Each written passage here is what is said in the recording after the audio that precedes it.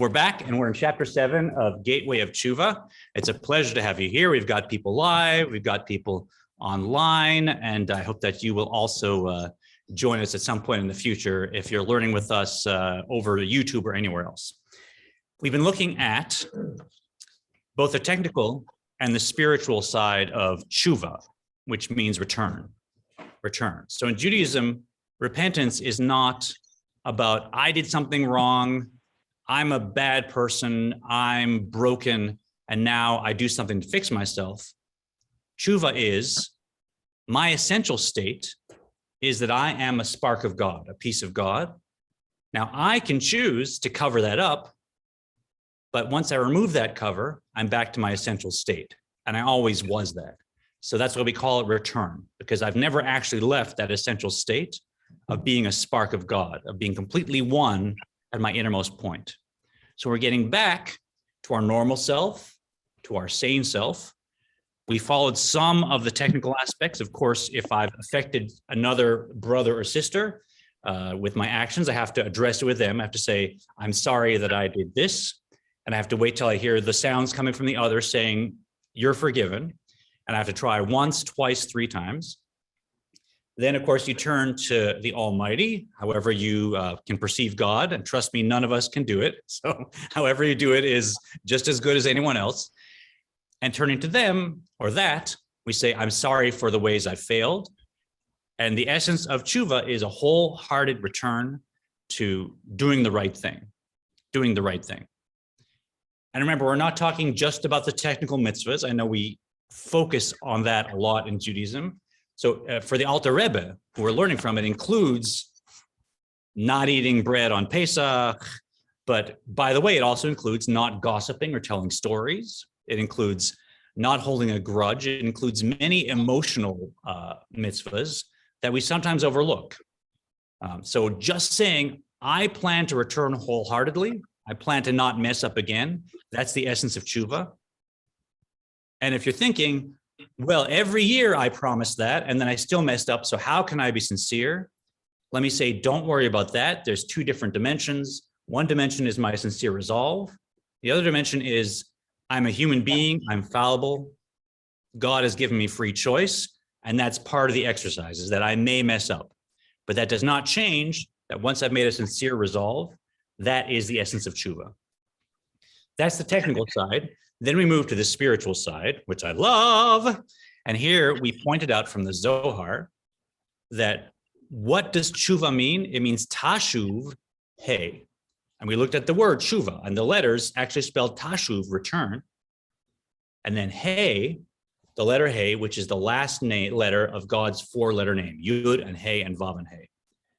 So what does the Zohar say tshuva really means? It means returning the hey. And what hey is that? That hey is the actual hey of God's name, the actual hey of God's name. So it's not, and pardon me, I'm muting some folks in the class here so that we have quiet. There you go. It's not that I am doing tshuva so I can be whole, so I can feel like I'm one with my essence. It also is, I've actually affected God's name. Because I am a spark of God, literally, not figuratively. When I mess up, when I do something hurtful or hateful or dishonest, that can cause a dislocation in God's actual name. And at some point, it can actually disrupt the connection between the last hey and the other 3 letters, if you can picture what that means spiritually. And what does tshuva do? It doesn't just clean my soul, so to speak. It can reattach that hey to its source, which is the first 3 letters, Yud and Hey and Vav. So our actions are so much more important than we can imagine. We can, by doing the wrong thing, we can actually disrupt the flow of divinity into the universe. And by doing the right thing, we can repair that. And we even saw that the divine light that flows into the universe is directed according to my intentions and my actions. And when I do something completely wrong, an avera, if I'm hateful to somebody, I yell at them, that energy that's coming to me comes from the very highest source, and I'm directing it not just into the shell, the external aspect of the universe, I'm directing it to the 3 empirically put, which is the absolute peak negative side of the universe, which is worse for the universe than any other creation can do. A lion, when it's killing a gazelle, is being just like what God wants, right? You name it. A destructive force in nature is actually following God's will. Why and how, we don't know. But when I, with my free will, just yell at another person, I'm now directing the very highest divine energy to a place lower than any other phenomenon in the universe can. So we have a tremendous responsibility. And when we do tshuva, we actually suck back that energy and we return it to its rightful place. So very, very productive work we're doing. And we finished with a lovely, lovely thought, which was, go to the end of chapter 6 before we begin.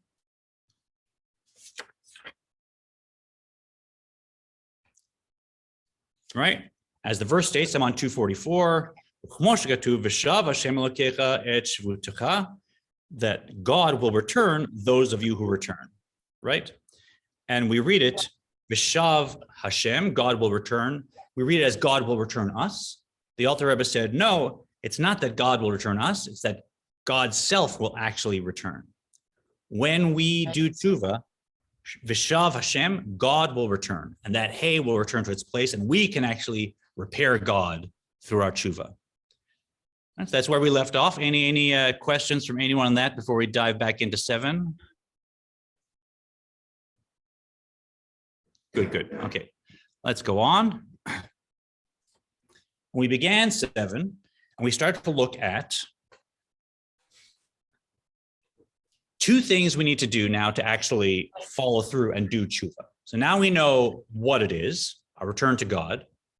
We know why we want to do it, because it's returning the hay and it's returning all the divine energy that may have been displaced, returning it to its proper place. Now we're going to learn how, and there's 2 steps to how. The first one we introduced last time, and somebody is causing a little noise here. If anybody's unmuted, if you can mute yourselves on the Zoom class, there's just a little static. It's not a big deal. The first step is to get out of ourselves. The first step the Alter Rebbe described is, we may think that tshuva is about my feelings, because that's natural. I've done something wrong, and as a sensitive person, I feel bad about myself. If I've hurt somebody, I feel terrible inside. I want to repair that. If I've let myself down, and by the way, as Reformed Jews, we can use this with our own personal boundaries. It doesn't have to be just someone that follows every single piece of halakha. So I have my red lines. If I've crossed them, I tend to feel bad. And then comes Yom Kippur, and I say I'm sorry, and I fix everything, and I come and I pray, and I feel better, don't I? I feel like now I'm a more elevated person. I'm ready to go. If I'm doing it because of those feelings, that's actually not tshuva. I haven't left myself yet. Because why am I doing it? Because I felt uncomfortable having sinned, having disrupted, having brought light down to the wrong side of the universe. Oh, poor me, right? I haven't lived up to who I should be. Then when I've done tshuva, now, oh, good. I feel better. I feel a sense of relief. Now I can really, walk out and look people in the eye and feel good about myself. That's actually a very problematic inspiration for tshuva, because it's still about me. And if I'm doing it because it makes me feel good, then tomorrow I might look at a brownie and say, oh, that makes me feel good instead. Then the next day I might look at a situation and say, well, I know it's kind of crossing a line, but I feel good about that. It's the same motivation. If you've been with us through the Tanya, that's actually my animal soul, my egotistical drive, that's doing the tshuva. So we have to get out of ourselves. How, says the Alter Rebbe? By A, having compassion for the spark of God that's in me, my soul, and B, recognizing the effect we've had on God and actually having compassion for God. Because what is it that happens when I do an Avera? It's actually the divine light in me that's actually a piece of God that's gone through, and it's had to watch me and actually give me the energy to do the exact wrong thing. God's looking at me and saying, I created the whole universe, and now you're doing what with your free will? And I have to now go, and my energy is letting you do that. It causes tremendous pain, so to speak, for God. And we want to recognize that free will has had an impact on God, even though God gave it to me willingly. So God set this exercise up. I took that and I created something that was so painful for God. And so I'm doing tshuva not so that I feel better about myself. I'm doing tshuva because I'm starting to be sensitive to what my impact has been on God, and I want to repair that. And now I've left myself. So that's the first stage of tshuva, as we've read, is to have compassion for me and for the spark of my soul, and recognize, as the Alter Rebbe said in like 24 in the Tanya, that when I do something inappropriate with my free will, it's like taking a king's head, grabbing the king's head, and shoving the king's face down into a gutter, and a gutter that's filled with waste, with human waste. That's the exact words the Alter Rebbe said. So imagine doing that for even a moment, taking some great person's head and just pushing it down into a gutter of human waste. If I start to meditate on that for even a moment, I look back and I start to feel not a sense that I should do tshuva, but a sense that how could I have done that to the universe, to the source of the universe? Again, any questions? That's caught us up to where we are in 7. We just started. You did last time. You had a hard time. Okay, well, go ahead. I have a hard time separating my feelings that I've done something bad from God's feelings. So the comment was, I have a hard time separating my feelings, having done something bad, from God's feelings. I mean, you're naturally, I know you're a pretty other-centered person. You live your life thinking about other people. So I think for you, it may actually be, let me suggest kind of how you flow. You tend to think about other people first. If I speak for myself, it's very distinct. You know, I know the feeling of, wow, I've done a good Yom Kippur. I feel good. I'm ready to go now. I've cleaned off the slate. A feeling of satisfaction versus genuinely saying, wow, I did what with God's energy? I harmed the system to what way? Let me try and repair it. For me, it is quite distinct. So it may just be that, you know, based on the life you live, you tend to be pretty thinking about other people first anyways. Yeah, Jordan. One interpretation of this also, I mean, I like to think of things as yes and, like there's multiple truths within everything. Mm-hmm. And one aspect of harming God is the fact that, you know, we contain the spark of the divine. So by having a not so savory action towards another being, in harming that other person is an act of harming God too, because they are also an expression of the divine. Very good. It's a beautiful comment, Jordan. So we can extend this, Jordan, suggesting that when I do a negative thing, not only did I harm the spark of God in me, but I also did something to someone else, that spark of God, and caused pain there. I think that's beautiful. Yeah, for sure. That's a yes and, a big one. Very nice. Anything else from anyone anywhere? But let's pick up. We'll start with Linda, and let's pick up. We are on Chapter 7, top of page 247. Let's go right at the top. Ve'al mikora bimkor ha'chaim hu shem havaya baruch hu. One should arouse divine compassion as well for the source of the soul and the source of life, the 4-letter name of God. All right, so we talked about arousing compassion for my own soul. We want to extend that to recognize that my soul is actually coming right from God's name. It's an actual piece of God's name. And so it's not just, oh, my poor soul, poor me. It's actually, wow, look what I did actually to God and the effect on God. As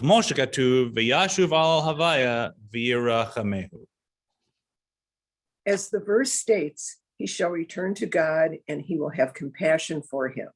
The sinner shall return to God and have compassion for him.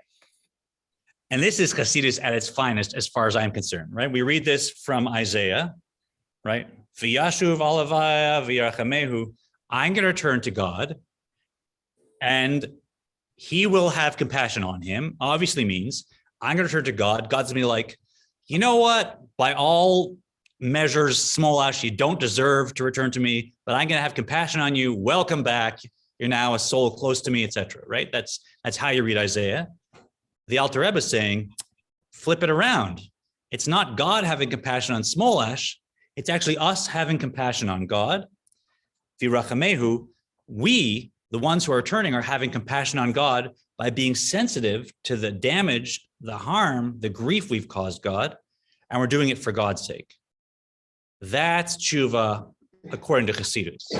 That even in tshuva, you got to make sure it's not about me and what I need and being wrapped up in my discomfort or comfort.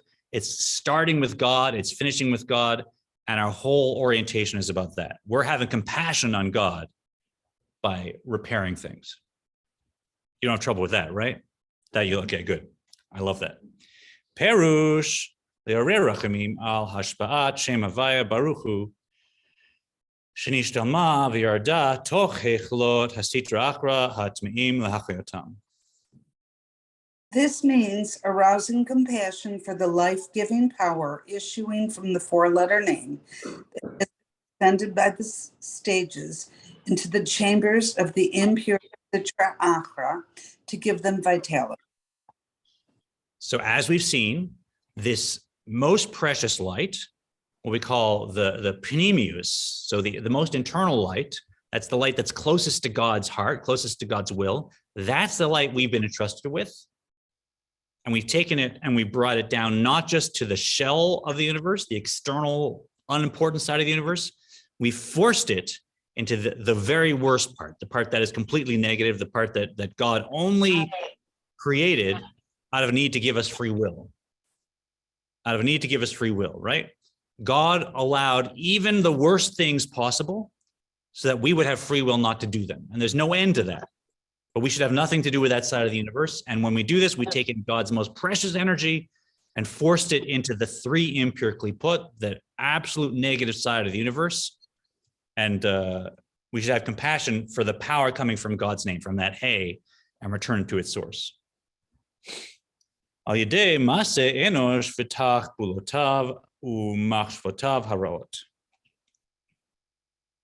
Are we at Stuart or are we at online? Stuart. Yeah, Stuart, why don't you go ahead? Or you'll need to unmute. You're still muted, Stuart. Sorry about that. Okay, this means arousing? No. Sorry, this descent was brought about. The bottom, Al Yedei, the descent. This descent was brought about by the deeds of man and his evil schemes and thoughts. Sorry about the chimes.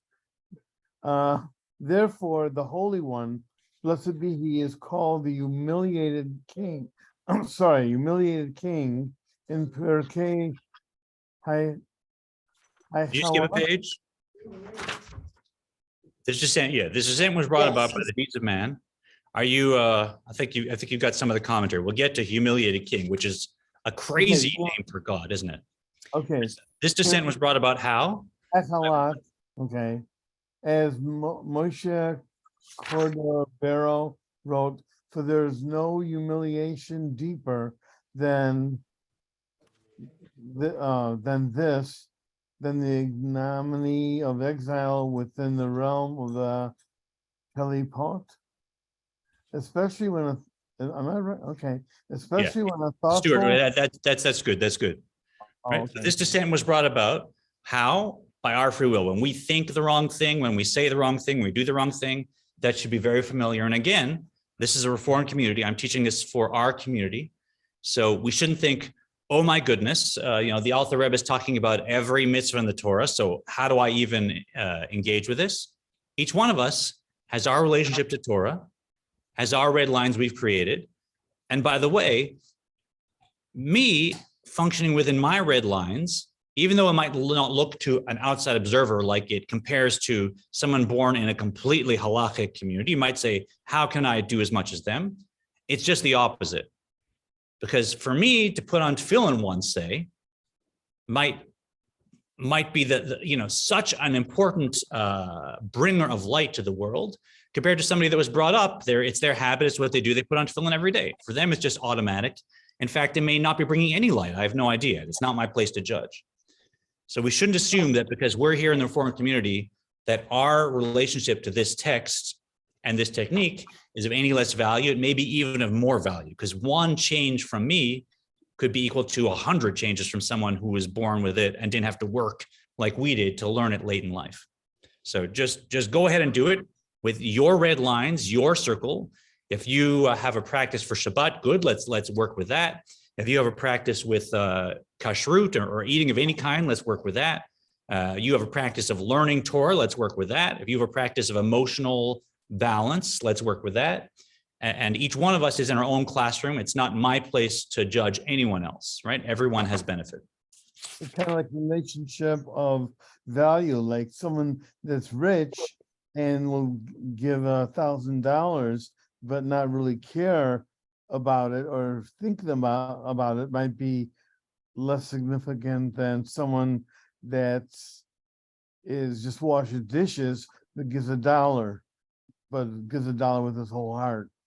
Exactly. Very good, Stuart. That's an halachic reality. Even someone that depends entirely on community funds has to give tzedakah as well.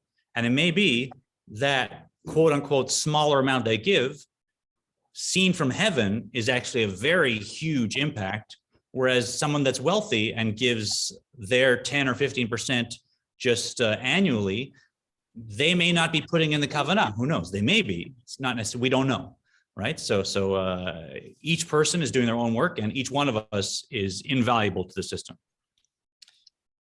And here's that image we talked about. Uchmo shekatuv melech asur bar hatim birhite mocha v'chulu. This one's a little heavy. I think we're done online. Paula, did you read? No. Go ahead. Yes, let me read. Yeah. Okay. This state, as noted above, is the exile of the Shekinah, the We're divine. actually presence. top of 248. Top of 248. Oh, I skipped one? Okay, sorry. As the verse says. As the verse says, the king is bound with gutters, which is interpreted to mean that the king is bound with the gutters of the mind. So this bar hatim, there's a lot of discussion about what this means. It can mean different things, braids. If you remember the story about Yaakov, when Yaakov was working for Laban, and there was the whole thing about the sheep, and Yaakov took the branches and stripped off some of the bark and put them in the water troughs that the animals were drinking from. Those were called that word, right? And so it's running water in a channel. So this word in the hatim, it connects to the mind, because the mind is like a channel of fluid that's always running, right? And it also here connects to really a sewer, right? So we have channels in cities of running fluid, and we dump all the waste in that. It's a horrible, smelly thing. And so we're taking God's face, so to speak, dipping it right in that city sewage. And when he discusses it at the end of 34 in the Tanya, he says, and not just a sewer, but a sewer that's full of human waste. So it's, just recently been dumped into. So it really is a horrifying thing you do to anyone. And that's just a big reframe, right? If every time I let my mind wander to something dysfunctional or destructive, if every time I let myself off the leash and I tell a nice story because it just feels good, whatever it is, if I could really recognize that's taking the king of the universe, the ruler of the universe, taking their face, dipping it into a sewer full of filth, I would immediately be in a much higher functioning state, and I wouldn't touch this stuff. So it's just putting that lens into our mind. It's meditating on this lens, getting that to be my reality, and that can very quickly get me to a higher functioning state in terms of any domain that I want to work on. And I can pick one domain, work on that, another work on that. My teacher Laibl says, pick the thing that's causing the most trouble in your life and start with that, and then pick the next thing. Right? We don't have to change, become a Bainani, so to speak, overnight, but we can work on our least functional thing and raise the bar for that. And this is super, super effective, this kind of meditation.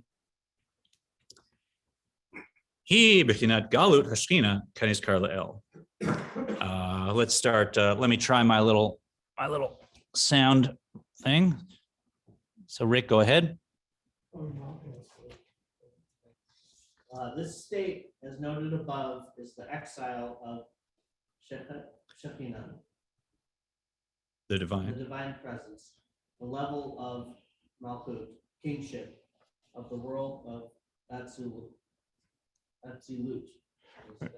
Very nice. Let's check Atzilut. Yeah, there's a lot of ways to pronounce it. They're all good. You guys heard that? Some yes, some no. Okay, well, one day we'll have a whole sound. So the state is the exile of the Shekhinah. The Shekhinah is another term we learned for the Hey, the last Hey in God's name. It's another term we learned if you want from Malchut of Atzilus. So if you know the Sfirot, we're not going to do them right now. The lowest of those Sfirot within the highest world of Atzilus, that's the same phenomenon. That's the presence of godliness in whatever world you're in. So even in this physical world, when we're sitting learning Torah, the Shekhinah is present here. It can flow down because God's everywhere, even to this state. And that most dear light that's coming from God, what do? We actually exile it, right? When I take that energy I've been granted and I use it to steal or etc., anything where I've disrupted the balance of the universe, that's the Shekhinah that's doing it.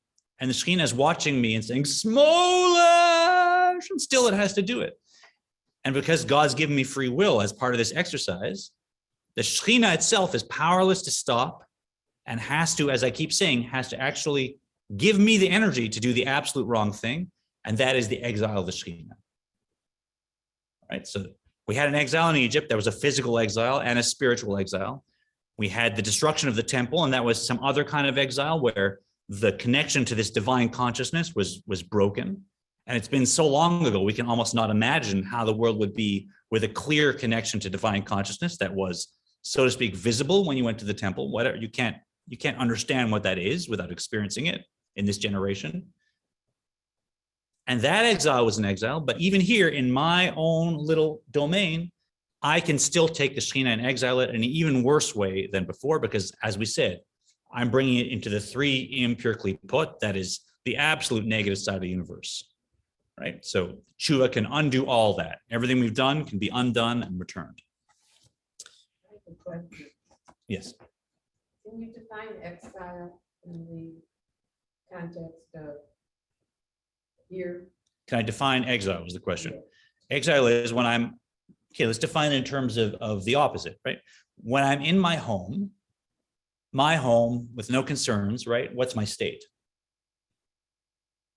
And on line two, when you're in your own home, say all your bills are paid and there's no problems and you're sitting and you don't have to go to work. What's your state when you're sitting in your own home? Free time is what? Comfort, home. What other words? Security, happiness. I thought I heard. Freedom. Where I belong. What's my den? Am I putting something on when I'm sitting in my den or my living room with nothing to do? Am I having to put on a mask or a public persona of any kind? I'm probably my truest self, right? At home, alone, or with people that I'm most close to. I'm free to be exactly who I am. I'm not compelled to do anything. I'm free to enjoy myself and make the most meaning that I can. That's myself, and that's myself in a free state. That is, call it freedom and connection.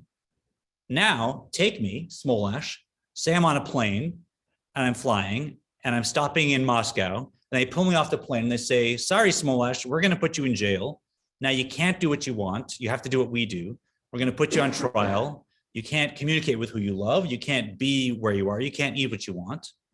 In fact, we're going to make you make videos and send them out, because if you don't, you're going to make your life really hard. So you have to actually say what we want on a video and read the script, or else, we're going to compel you to do that. So now I'm the opposite of where I am at home. Now I am not where I want to be. I probably have a persona I'm putting on to survive. So I'm not who I want to be. I can't decide what I want to do. In fact, somebody else can even decide what I'm going to say. They can force me to do it. So that's physical exile. Right? I'm away from my domain. I'm away from my identity. I can't control myself. I'm being compelled and imprisoned by something else. So exile is exactly that. Spiritual exile means the Shekhinah wants to have a home here in the lowest realm, right? We learned about that in the Tanya. God created the world so that with our free will, we take the Shekhinah and do the right thing here. And when we're learning Torah, boom, there's a home for God here. and the Shekhinah is present, and it's like, I created a world where people would learn Torah, and it's happening, wonderful. This is like God sitting in God's den, just enjoying doing exactly what God wants, because that was the point of the universe. That's the Alter Rebbe. Now, with my free will, I could take that and I can drag it elsewhere, right? Imprison it in my own thoughts, words, and actions. And I can do anything that I want, as negative as I want. I can go to the farthest extremes and become even a monster. And the Shekhinah has to go along with me. And what's the state of the Shekhinah then? If you can imagine being the Shekhinah, right? Now we're going into anthropomorphism, which you have to remember, this is abstract, right? But imagine I'm the Shekhinah, which I'm not. And imagine, I'm now having to go through some horrible person who's destroying lives around them. How does the Shekhinah feel then, right? What's the reaction of God that a spark of God came and now is a terrible person, right? It's the same feeling. Can't control, not what you want, not your real identity, causing pain. Other words are being put, other actions are being put that you're having to express, because ultimately this person's soul comes from you, right? So it's exactly the same thing. And even if it's just something intimate, something personal, something that feels small, every thought we have has universal repercussions. Every thought we have has universal repercussions. And we can't know how far the waves go of one positive thought or one negative thought. So just the next moment that's in front of you, try to do the right thing, because it could change everything. And try to avoid the wrong thing, because we have no way of judging how much that's going to impact. That's exile. Make sense? Great. And going on, let's do another 5-10 minutes. Then let's do a little meditation, because we want to internalize this. Yusuf, any thoughts? You've been quiet. I'm curious how this is landing on you. Well, it's all good, very interesting. I'm fascinated. It's very good. Which is exactly how thinking is. And when you relax, you think better. You could probably plan better. You make the right decisions and all that. Absolutely, yeah. Relax is good too. Yeah, for sure. Yeah. Thank you. Okay, now we get to, I'm not going to go deep into the next section where we talk about Tikkun Chatzot. This is a section of prayer that in previous generations, many people would do in the middle of the night. They get up and they do a section called Tikkun Chatzot, which is all about being a master of accounts and really breaking my heart about ways that I may have failed during the day. For various reasons, it's not done even by very, very devout communities anymore. We've shifted. But in the Alter Rebbe's time, it was still done relatively commonly. And the point the Alter Rebbe makes is that if we're going to already take time to look and see how have my actions impacted the world negatively and the whole cosmic system negatively and the spiritual worlds negatively, I may as well do it when I'm already pretty depressed, because I've been looking and saying, oi, I could have been kinder to this person. I should have given that tzedakah. I should have taken more time to pray. I prayed just without feeling. I'm beating myself up, so to speak, for a productive reason. So since I'm already feeling negatively, that's the best time to actually revisit this kind of thing. I don't want to do it when I'm in a good mood and I'm doing mitzvahs, because it'll get in the way, and that defeats the whole purpose of things. I should do it when I'm in a negative state, and it's going to be just part of the flow. Uzman ha-misugal hazeh hu b'tikkun chatzot. Let's go ahead, Dan. The auspicious time for this arousal of compassion is Tikkun Chatzot, the midnight lament for the exile of the divine presence. Very nice. כמו שכתוב בסידור בהערה עין שם באריכות. Go ahead, Eleanor. As pointed out in the note to Tikkun Chatzot in the Siddur, see there at length. So the Alter Rebbe does have in his own Siddur, like the Alter Rebbe arranged a Siddur with particular prayers and particular words and inclusions and exclusions. And in his original Siddur is a very long Kabbalistic explanation of this Tikkun Chatzot, which I don't think I know anyone who does anymore, but we understand the phenomenon, right? That there's no point engaging this at a time when you should be full of joy, because joy and simcha is the best stance for any of this stuff. But when we have a time when we're very depressed, now let's piggyback this on there. It'll be more effective, and then it's not going to get in the way of my joyful state all other times. וזהו שכתוב שם, נפלה עטרת ראשנו, אוי נא לנו כי חטאנו. And let's start again online. I think we're starting with Linda. We thus find in that prayer, the crown of our head is fallen. Woe to us, for we have sinned. That is, sin causes the soul's source, the crown of our head, to topple into the depths of the Kalipot and Sitra Ahara. So the crown of our head is fallen. We might look at that again poetically. Now, as Kabbalists looking at tshuva, we understand the crown of our head is that same Hey Tata, the lower Hey, that last Hey in God's name.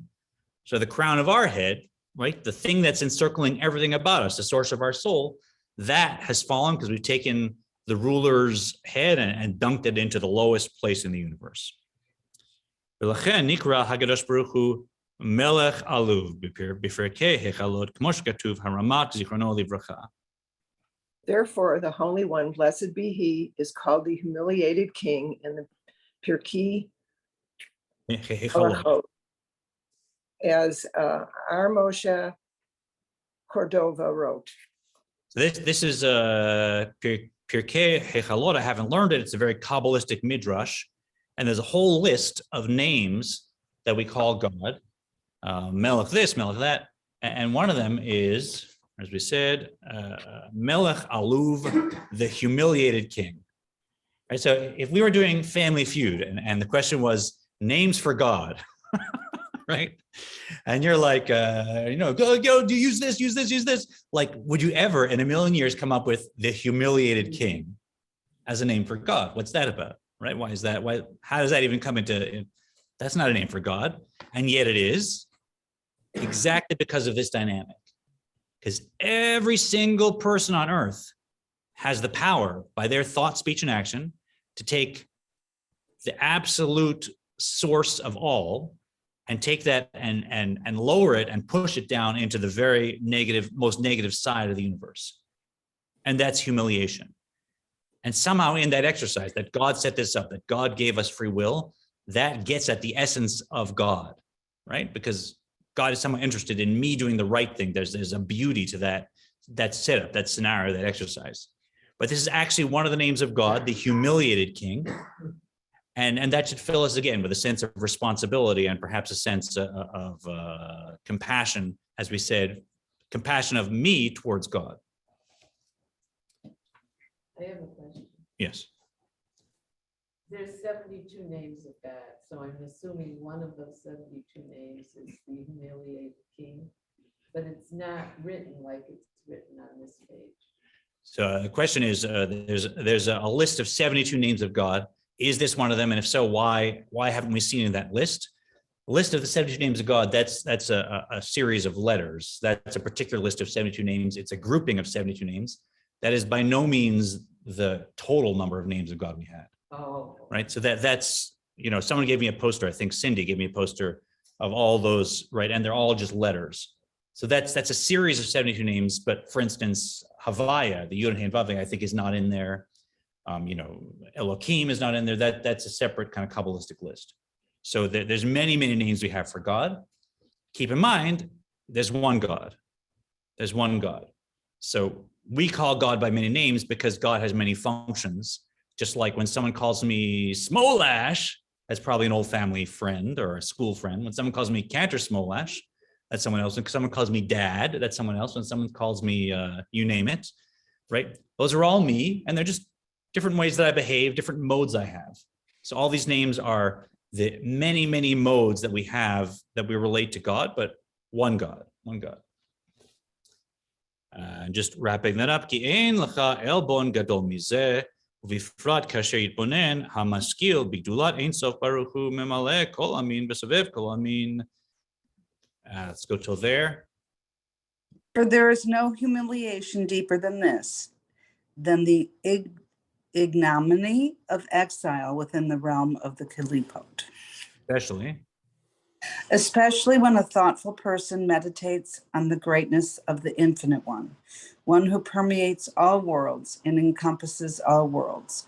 For God provides vitality to created things, both in a manner which permeate each recipient according to its individual capacity, as well as in a manner that transcends and encompasses them. So if I thought, imagining taking President Biden's face and putting it into, God forbid, a toilet, and one that someone had just relieved themselves in, like, I would never in a million years even go close to that. I'd put gates around it. I'd lock the doors of the gates. I'd make sure no one even knew where it was. I'd make sure there was no possibility of it. If I really got that's what I could do, I would take that and I would make it a side of my life that there was no way for me to access, completely gone. And yet that's what we do every time we have a negative anything, right? So if I really got it, I would already be so filled with a high state of self-control. But now we're saying it's not even President Biden. This is meditate. This is the source of the universe that fills the entire universe, that even encompasses the universe with a light that can't enter the universe, in essence, beyond anything. And it's that I'm taking, and with my actions having this impact on. Now think back to my first state when I was thinking of tshuva, and maybe I was thinking, I had a bad year. I want to clean off my slate. I want to feel like I've done tshuva. I want to be a good Jew. Is that even in my mind anymore? If I meditate on this and I have compassion for God, and I recognize I'm having an impact on the source of the universe that fills and encompasses everything, hopefully now I've gotten out of myself, as we said at the beginning. Tshuva is no longer about me and my ego feeling like I'm a better person. That's not tshuva at all. Tshuva is I've realigned myself, so I'm out of myself, and it's just about God. Do I enjoy it? Do I not enjoy it? Not even on my mind, hopefully. So when I meditate on that, kol echad v'echad lefi shiur sichlo v'havanato yitmarmer al zeh me'od me'od. And who'll finish for us? I want to go ahead. Paula, why don't you finish for us? Each person through this. Okay. Each person meditating upon God's greatness, according to the range of his intellect and understanding, he will be extremely grieved over this. So that is the end of this section of step one of tshuva, of having compassion for God, for the source of my soul. That when I go in and I picture what I've done and I realize I've done it to the source of everything, and now I meditate on that to the depth of my capacity, I will not just be grieved, I'll be very, very grieved, me'od, me'od, right? That's going to impact me, and that's going to put me in a state where step one of tshuva is now accomplished, and I can move on to step two. So let's take the next, yes. You have a look on your face. Like, you're going to like this question, Smolash. To each individual capacity. Yeah. So some people won't get as much from God as other people. It's not what we're getting from God. It's what we are recognizing, right? So there. I was just in Israel, and I was at a dominion with serious people that spend their whole day focusing on this and learning this, and were brought up in this, and you name it. And there was a guy that's considered to be one of the biggest Kabbalists in the world that leads the minyan, and he's davening, and you hear one sentence from his voice, and you're like, oh, this guy means it. This guy is like there's just nothing in the way. There's no ego. He just wants God back. He wants God's presence in the world. He feels God's pain.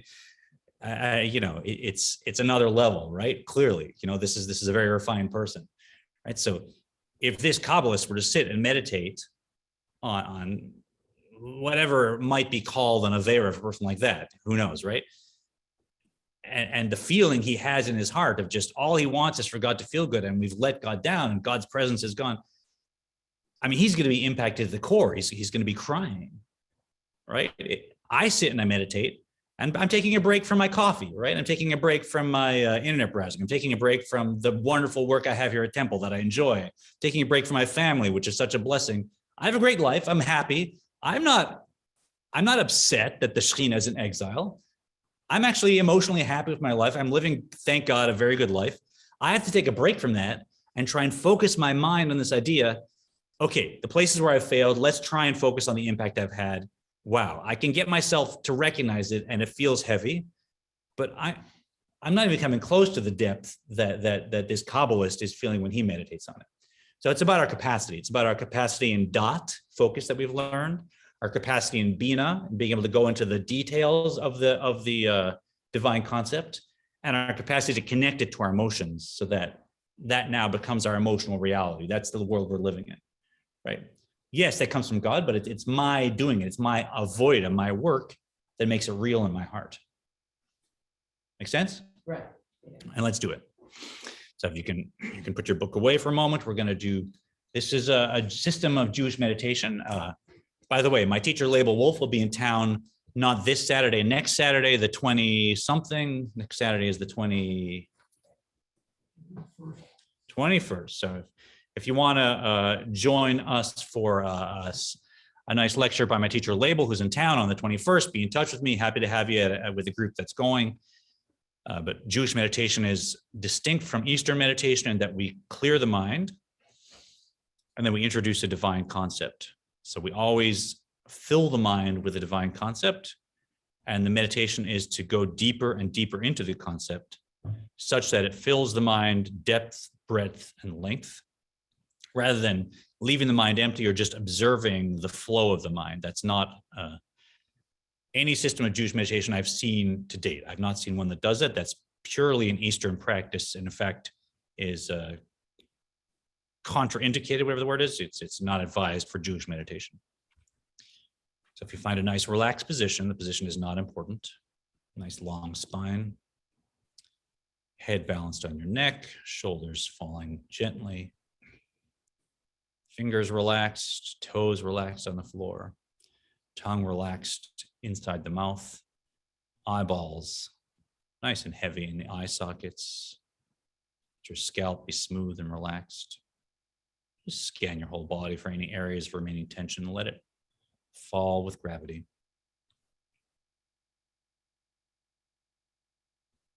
The sound of the hay is the sound of breath. We're getting closer to the hay when we focus on our breath.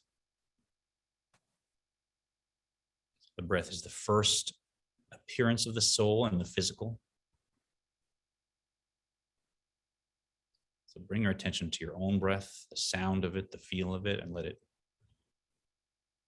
flow very, very smoothly in and out and deeply.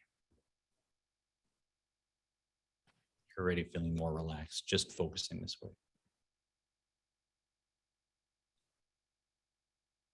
If you're comfortable, keep your mouth closed and breathe through your nose.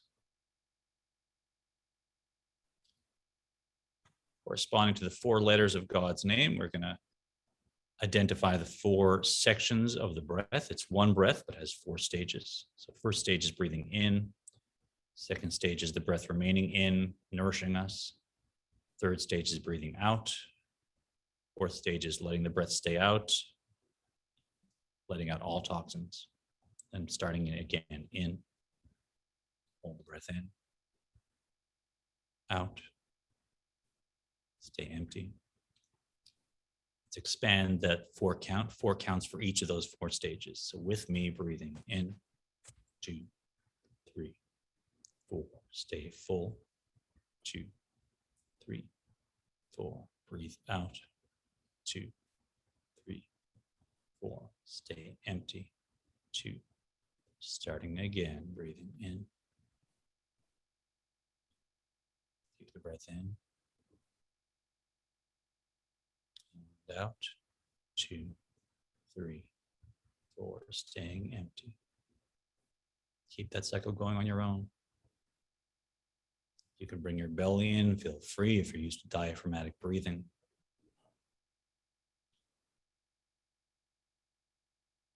And maybe several distinct physical bodies in this space. There's people in the class in their homes. There's people learning online. But in this meditation, we all have a point where we meet. We're getting closer to that point.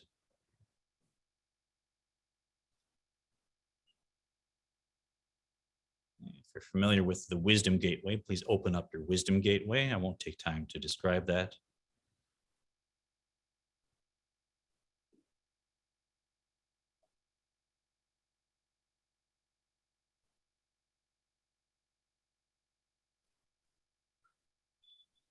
Very good. Now, in that Wisdom Gateway, in the screen of your mind, let's place this image. Tshuva is tashuv hey. Tshuva is tashuv hey. That word tashuv, return, hey, is God's own name. When I do tshuva, I am making God whole again. Taking something that was broken within God and repairing it in every sense, intellectual, emotional. Let that divine concept fill your mind.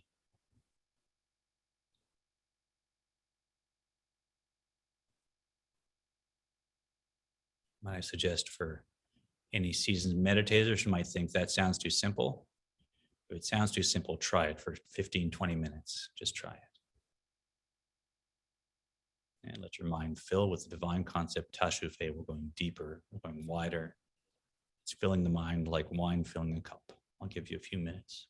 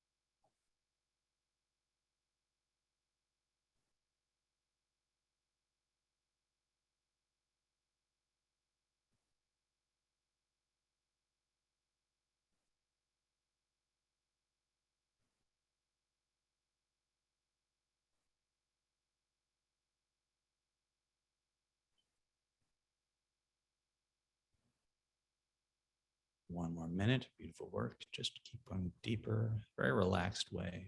Let it fill you.